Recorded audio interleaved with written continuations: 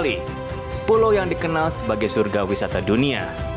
Bali juga menjadi destinasi internasional yang menjadi titik pertemuan jutaan perangkat komunikasi setiap tahunnya. So, peran frekuensi jadi sangat penting untuk setiap sudut yang ada di Dewata ini.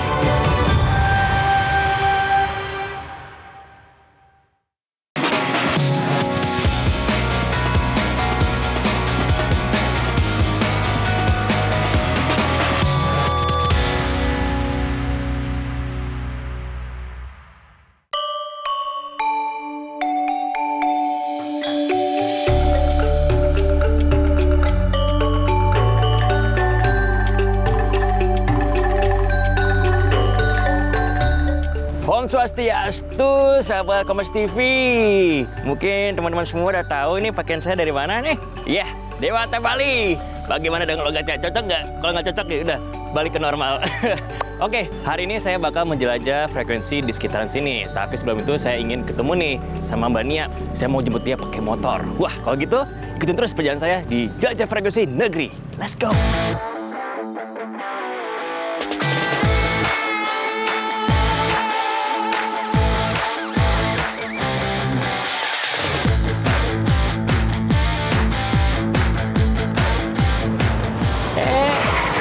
Nia, ya, sendirian?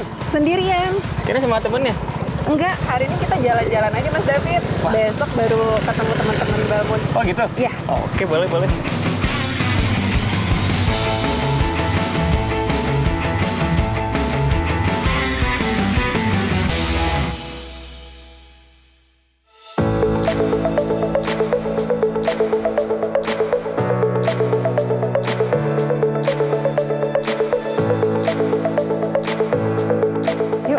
Aku kenalin sama teman-teman Balmond Denpasar, Pak Jaya, Mbak Astrid, ada Mas David. Ini lagi ngomongin apa ini? Kita lagi ngomongin tentang kesiapan venue untuk penyelenggaraan event internasional tahun depan. Ah, buat tahun apa? Tapi udah disiapin dari sekarang?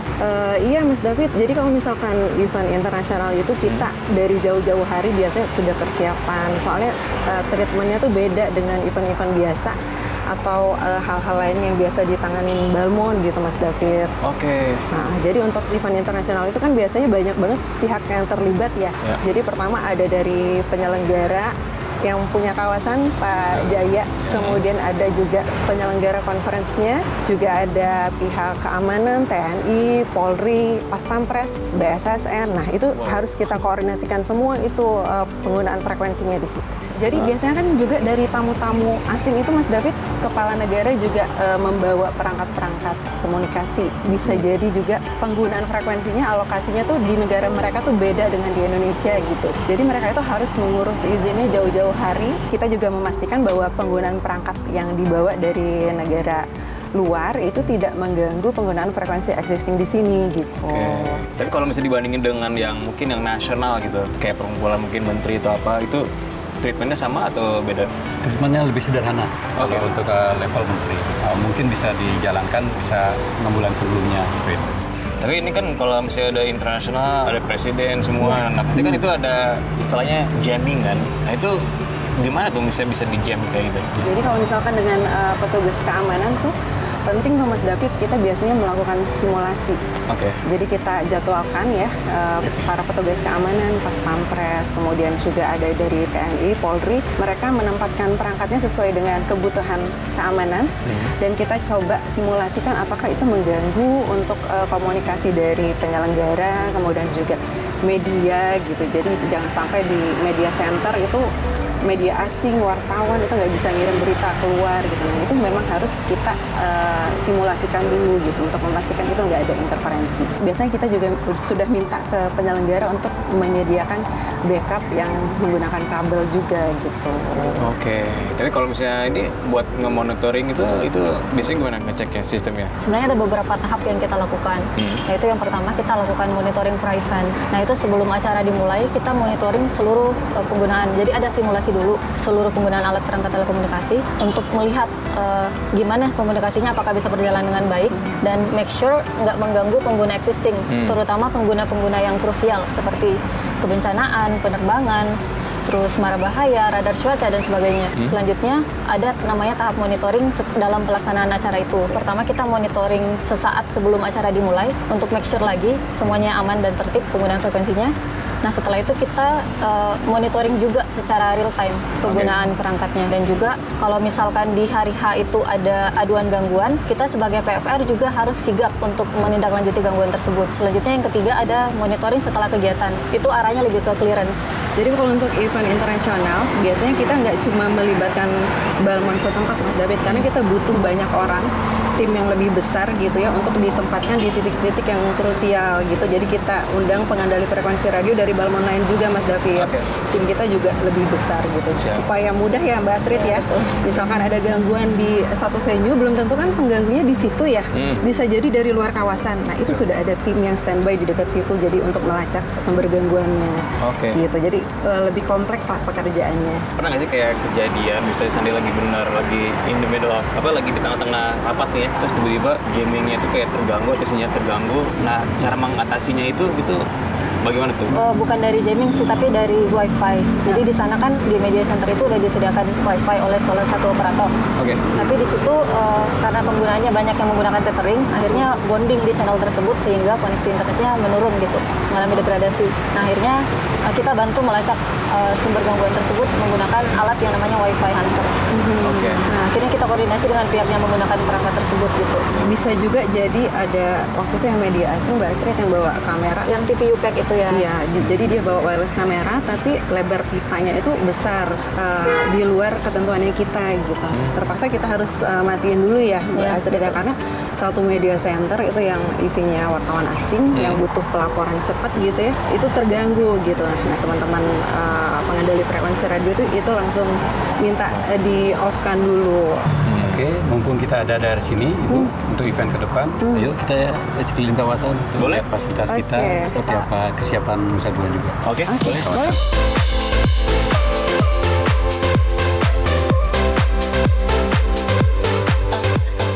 Nah, ini kita coba fasilitas baru di kawasan Nusa Dua. Kalau ini unit shuttle listrik pengganti unit ICT shuttle bus kita yang terdahulu.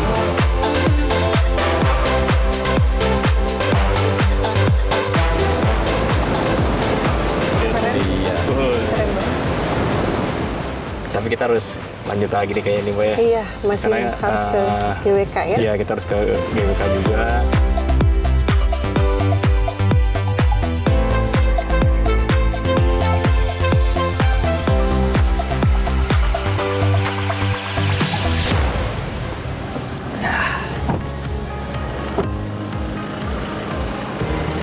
Oke, sahabat Kompas TV, sekarang kita udah nyampe di GWK dan kita mau masuk. Yuk!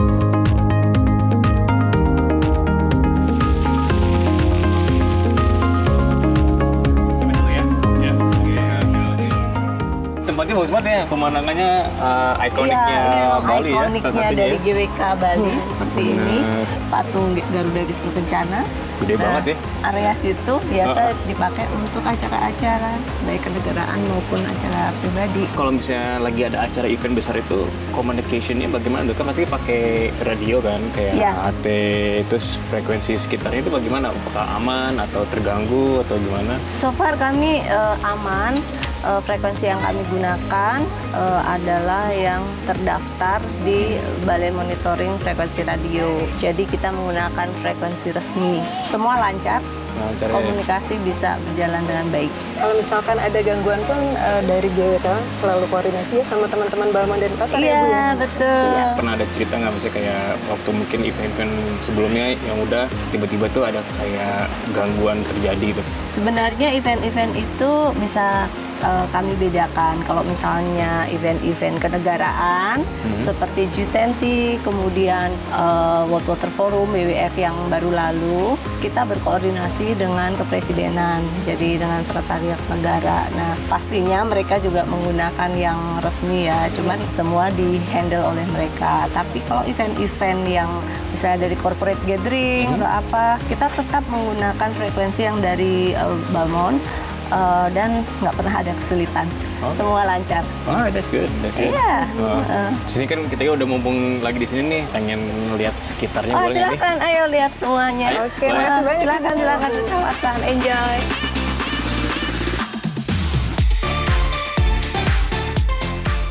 Mania, Ya, aku pengen tahu dong kalau misalnya di tempat seperti ini terus ada event, ya.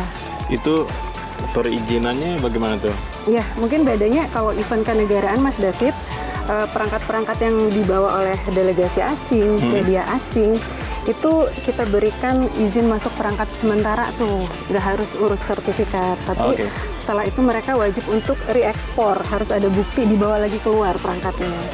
Dan juga izin frekuensinya itu kita berikan izin penggunaan sementara, misalnya durasinya 1 bulan atau berapa bulan sesuai kebutuhan aja.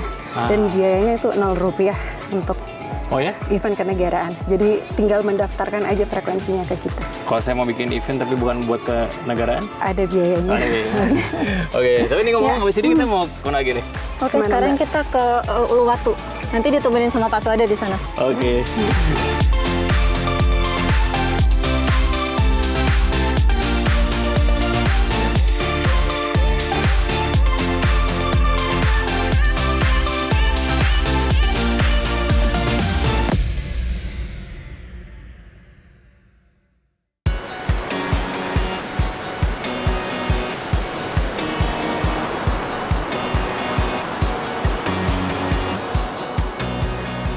Oke, sahabat Kompas TV, sekarang kita sudah ada di pusat wisata yaitu di Uluwatu Temple.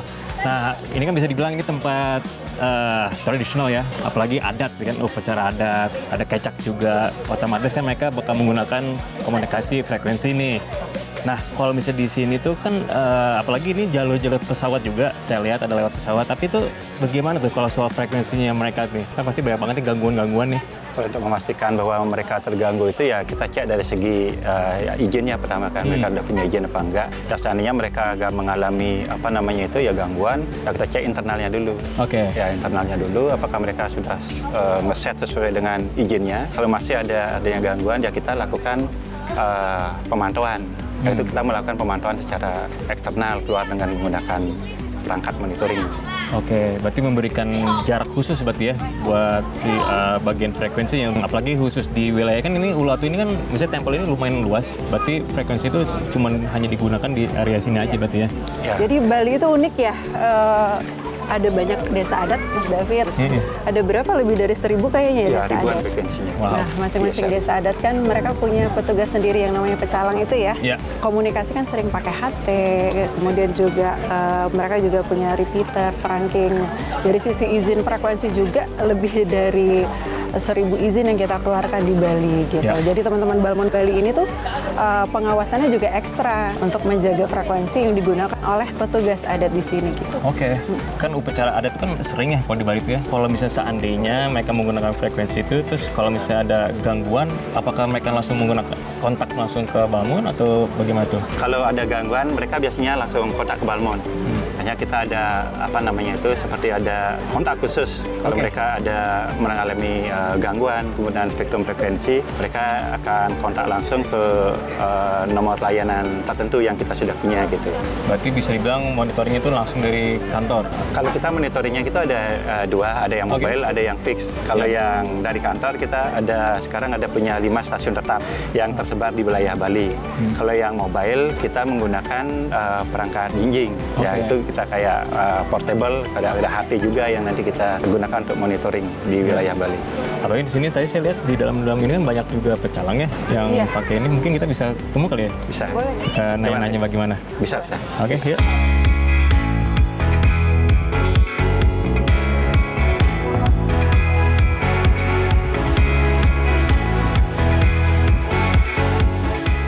Swastiastu, Bli. Swastiastu. Putra. Salam kenal, Bli. Halo, salam kenal. David. Ini Bli, salah satu petugas yang menjaga di sini di Uluwatu. Berarti bisa disebut kayak pecalang ya? Pawang. Pecalang bisa. Pawang. Sebenarnya kalau pecalang itu kan sebenarnya kayak polisi adat gitu ya, benar nggak sih? Iya. Berarti yang menjaga untuk semuanya aman. Untuk gangguan dari monyet, kadang juga untuk menjaga, karena ini kawasan tebing kan, biasa tamu ada yang naik ke atas tembok itu, supaya takutnya nanti ada apa-apa. Pasti. Ini kalau misalnya pasti kan kalau misalnya beli kan pasti nggak sendirian dong, pasti ada teman-temannya yang juga yang jaga kan. Berarti saya lihat nih komunikasinya pakai HT nih. Iya. Kalau misalnya komunikasi pakai HT sih selama ini bagaimana, lancar atau ada? Kadang ada gangguan suara kersek gitu, kurangan sinyal gitu kadang. Oke. Jadi kalau misalnya itu kalau misalnya ada suara kersek-kersek? Ya, kita kalau ada suara kersek itu kita cek dulu penyebabnya apa. Seperti saya sampaikan tadi, bisa jadi suara datang gangguannya dari internal, ada dari eksternal. Seperti yang disampaikan Pak Putra tadi itu, ini kan luas wilayahnya sampai 12 hektar ya, Kurang lebih 12 hektar. Sehingga kalau seandainya komunikasi hanya menggunakan HT yang jangkauannya terbatas, bisa jadi itu putus-putus. Ya, putus-putus. Atau juga bisa jadi gangguannya dari eksternal. Ada pengguna lain misalkan yang mengganggu. Nah itu kalau ada pengguna lain yang mengganggu itu, kita biasanya melakukan monitoring, pemantauan. Kita cari sumber pengganggu. Iya, paham. Oke, kalau itu boleh. Semangat lagi, ini tugasnya. Semoga lancar semua. Tungkaru lancar. Oke, baik deh. Kita ini lagi, keliling lagi. Kemana, Bri? Mau naik atas? Ke atas. Balik satu yuk. Oke, lagi siap.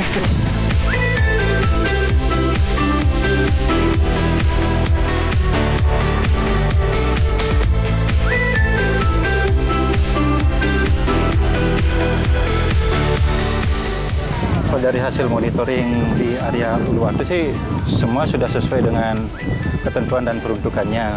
Dalam arti semua sudah sesuai dengan izin yang ada. Aman berarti ya? Aman untuk sementara. Berarti selesai nih tugasnya hari ini? Sementara selesai.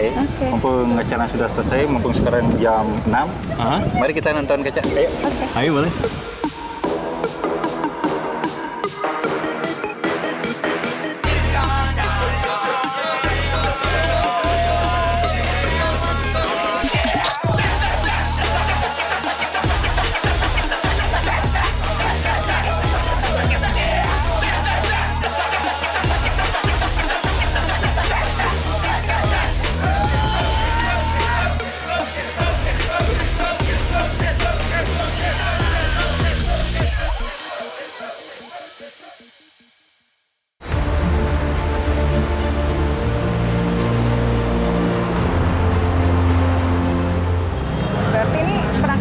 BPBD ya?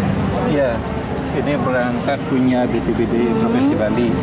Frekuensi berapa? Nah, ini kebetulan penggunaan frekuensi untuk PHF. Ya, sesuai dengan alokasi untuk kebencanaan, dan salah satu penggunaannya untuk link koneksi DEWS, kegiatan dini tsunami. Kita juga rutin biasanya ngecek untuk frekuensi kebencanaan ini. Berarti kalau misalnya di tempat kebencanaan ini berarti ada ini dong, ada repeater. Ya, ada dua sistem di sini. Yang pertama, di sini? Ya. Yang pertama ada perangkat TWS-nya, peringatan dini tsunami-nya. Terus ada perangkat repeater yang berfungsinya untuk menghubungkan antara beberapa stasiun TWS yang ada di Bali. Kalau gitu berarti sistemnya dari misalnya dapat sinyal nih dari kantor kan, nanti habis itu baru dilaporkan ke pusat gitu.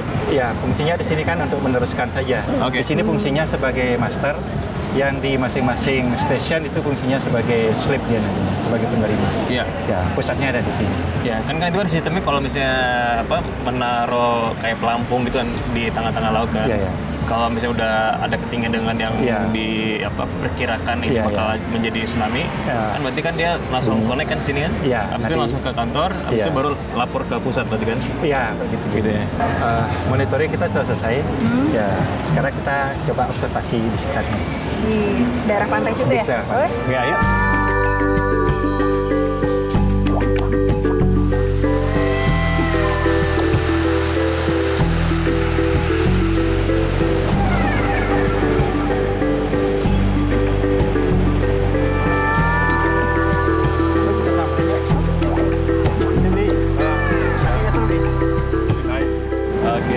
Ini salah satu personel kru Palapista yang bertugas untuk menjaga keamanan Pantai Kuta. Mungkin bisa ngobrol-ngobrol dengan Beli Nyaman gitu. Oh, boleh banget sih. Emang penasaran sih, pengen tahu kan, apalagi kan ya Bali itu kan dikenal sama pantainya ya. Pantai Kuta ini kan emang udah bisa dibilang ramai dengan wisatawan dari luar negeri sampai lokal juga.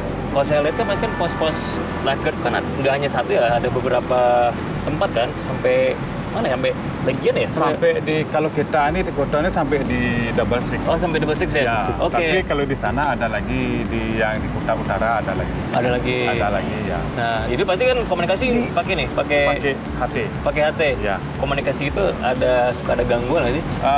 Ya, kadang-kadang ada gangguan.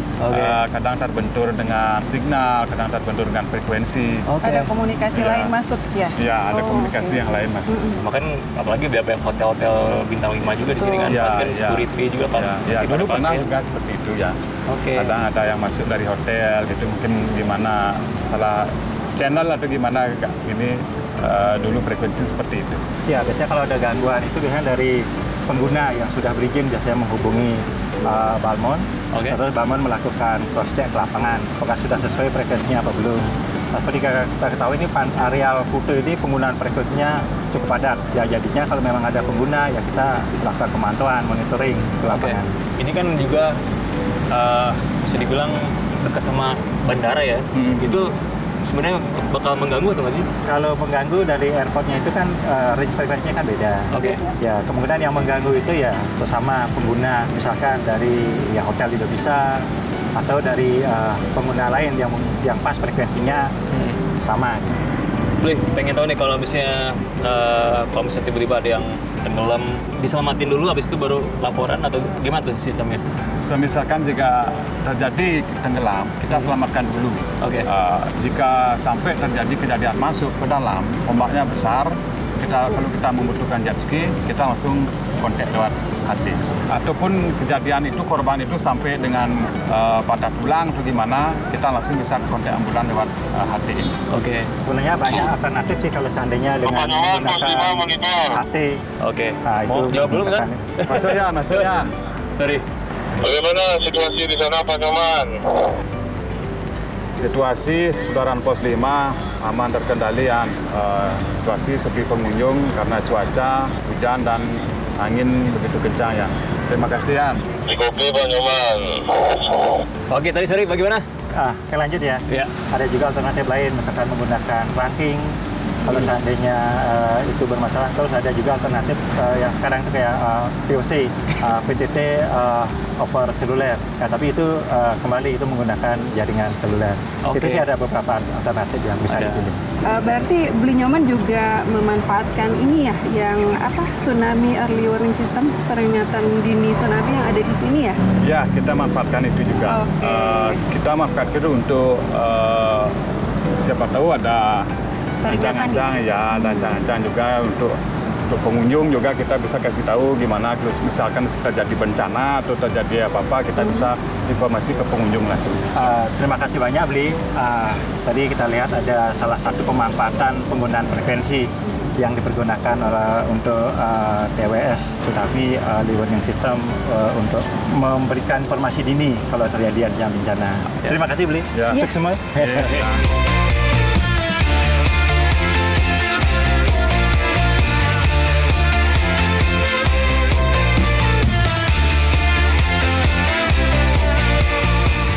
Oke, sahabat Kompas TV, terima kasih sudah nemenin saya menjelajahi frekuensi di Bali. Sekarang waktunya saya untuk lanjut lagi. Sampai ketemu lagi. Bye-bye.